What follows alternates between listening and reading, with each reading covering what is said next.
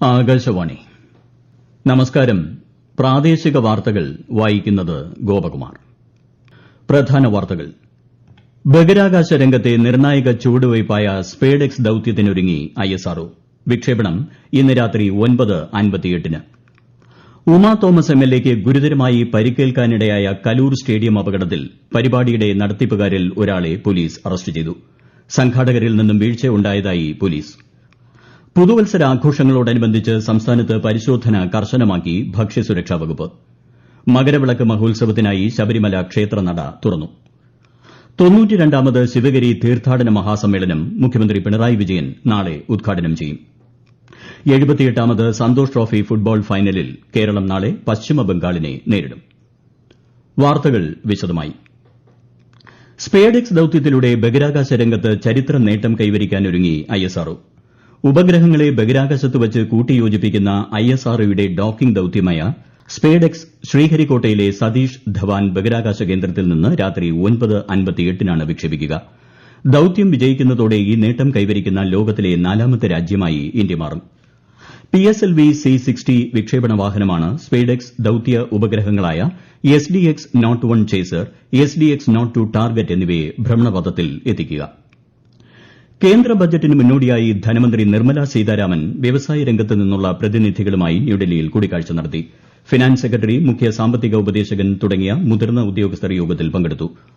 പൊതുബജറ്റ് 2025 ഫെബ്രുവരി 1-ന് പാർലമെന്റിൽ അവതരിപ്പിക്കാനാണ് കേന്ദ്ര സർക്കാർ തയ്യാറെടുക്കുന്നത്. കൊച്ചി കലൂർ സ്റ്റേഡിയത്തിലെ പരിപാടിക്കിടെ ഉമാ തോമസ് MLAയ്ക്ക് അപകടമുണ്ടായ സംഭവത്തിൽ പരിപാടി നടത്തിയ ഇവന്റ് മാനേജ്മെന്റ് കമ്പനി ഉടമ കൃഷ്ണകുമാറിനെ പോലീസ് അറസ്റ്റ് ചെയ്തു. അപകടത്തിന്റെ പശ്ചാത്തലത്തിൽ സംഘാടകരായ മൃദംഗ വിഷൻ MD നിഘോഷ് കുമാർ മുൻകൂർ ജാമ്യം തേടി ഹൈക്കോടതിയെ സമീപിച്ചു. സംഘാടകരെ ചോദ്യം ചെയ്യുമെന്നും ഇവരിൽ നിന്നും വീഴ്ച ഉണ്ടായതായും കൊച്ചി സിറ്റി പോലീസ് കമ്മീഷണർ പറഞ്ഞു. പോലീസിന്റെ ഭാഗത്തു നിന്നുള്ള എല്ലാ ക്രമീകരണങ്ങളും ഉറപ്പുവരുത്തിയിരുന്നു. എന്നാൽ അഗ്നിരക്ഷാസേന, PWD തുടങ്ങി മറ്റ് ബന്ധപ്പെട്ട വകുപ്പുകളുടെ സേവനം ഉറപ്പാക്കുന്നതിൽ സംഘാടകർ വീഴ്ച വരുത്തിയതായും അദ്ദേഹം അറിയിച്ചു. അതേസമയം ഉമാ തോമസ് MLAയുടെ ശ്വാസകോശത്തിനേറ്റ ചതവുകളാണ് വെല്ലുവിളിയെന്നും കുറച്ചുനാൾ കൂടി വെന്റിലേറ്ററിൽ തുടരേണ്ടി വരുമെന്നും മെഡിക്കൽ ടീം അറിയിച്ചു.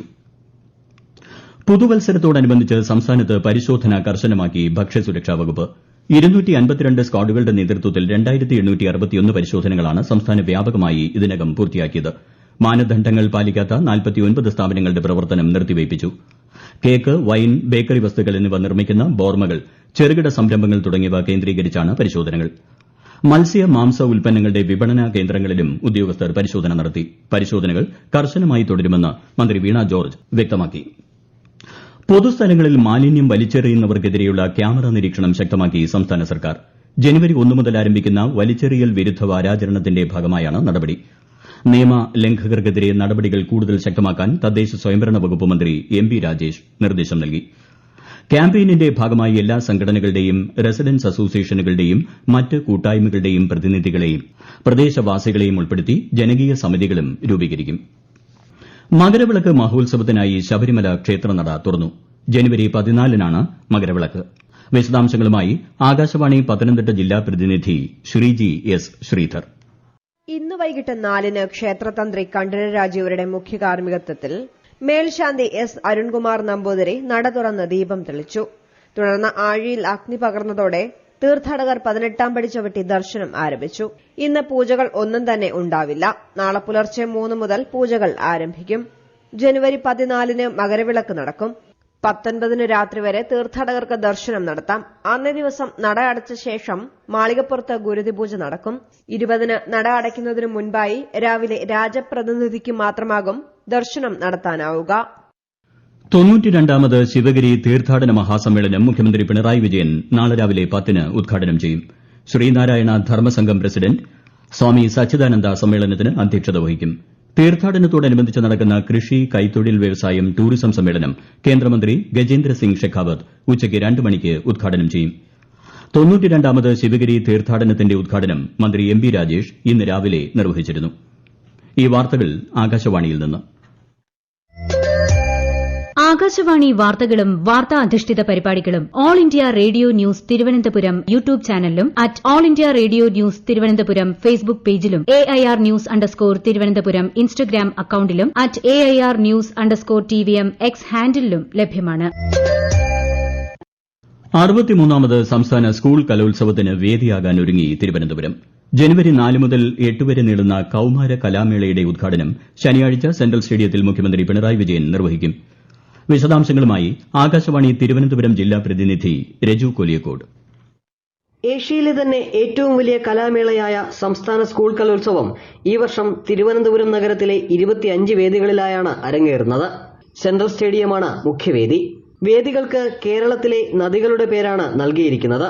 249 ഇനങ്ങളിലായി 15,000-ഓളം കലാപ്രതിഭകൾ കലോത്സവത്തിൽ മാറ്റുരയ്ക്കും.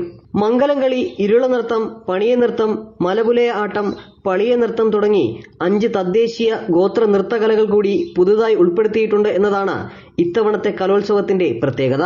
കലോത്സവത്തിന്റെ സ്വർണ്ണക്കപ്പിന്റെ ഘോഷയാത്ര നാളെ കാസർഗോഡ് നിന്ന് ആരംഭിച്ച് അടുത്ത മാസം 3-ന് തിരുവനന്തപുരം സെൻട്രൽ സ്റ്റേഡിയത്തിൽ അവസാനിക്കും.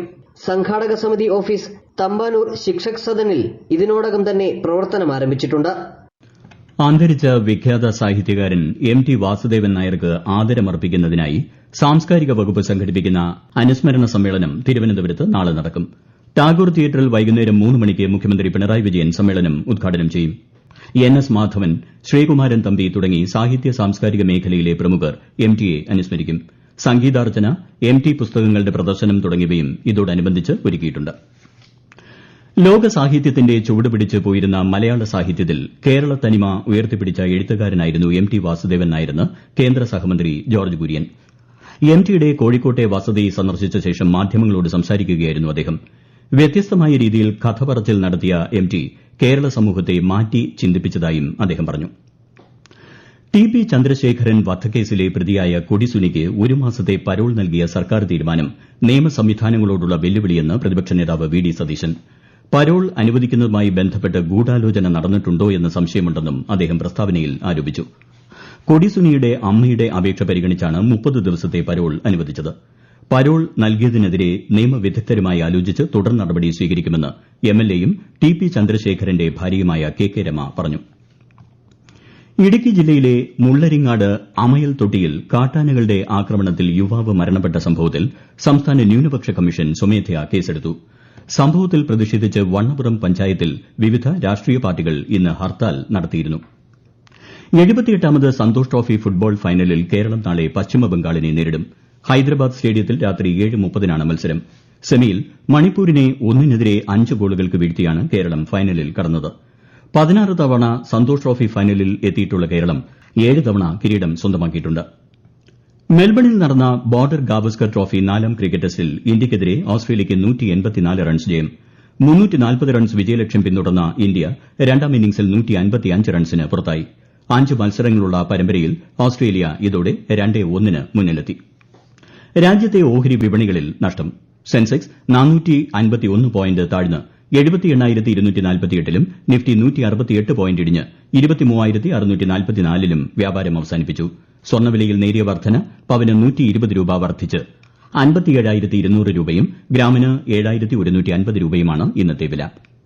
പുതുവത്സര ആഘോഷങ്ങളോടനുബന്ധിച്ചുള്ള തിരക്ക് കണക്കിലെടുത്ത് കൊച്ചി മെട്രോ കൂടുതൽ സർവീസ് നടത്തും. വൈകുന്നേരങ്ങളിലെ തിരക്കേറിയ സമയത്ത് ജനുവരി 4 വരെ 10 സർവീസുകൾ കൂടുതലായി ഉണ്ടാകും. 31-ന് രാത്രി 10:30-ന് ശേഷവും 20 മിനിറ്റ് ഇടവിട്ട് സർവീസ് തുടരും. അവസാന സർവീസ് തൃപ്പൂണിത്തുറയിൽ നിന്ന് പുലർച്ചെ 1:30-നും ആലുവയിൽ നിന്ന് 1:45-നും ആയിരിക്കും. കേരള നിയമസഭയുടെ ആഭിമുഖ്യത്തിൽ ജനുവരി 7 മുതൽ 13 വരെ സംഘടിപ്പിക്കുന്ന പുസ്തകോത്സവത്തിന്റെ 3ാം പതിപ്പിൽ കലാ സാംസ്കാരിക രാഷ്ട്രീയ മേഖലയിലെ പ്രമുഖർ പങ്കെടുക്കും. ദേവദത്ത് പട്നായിക്, ബൃന്ദ കാരാട്ട്, ശശി തരൂർ MP, മന്ത്രി P രാജീവ്, സുനിൽ P ഇളയിടം തുടങ്ങിയവർ വിവിധ സെഷനുകളിലായി സംവദിക്കും. 350ഓളം പുസ്തക പ്രകാശനങ്ങൾക്കും 60-ലധികം പുസ്തക ചർച്ചകൾക്കും പുസ്തകോത്സവം വേദിയാവും. പ്രധാന വാർത്തകൾ വീണ്ടും.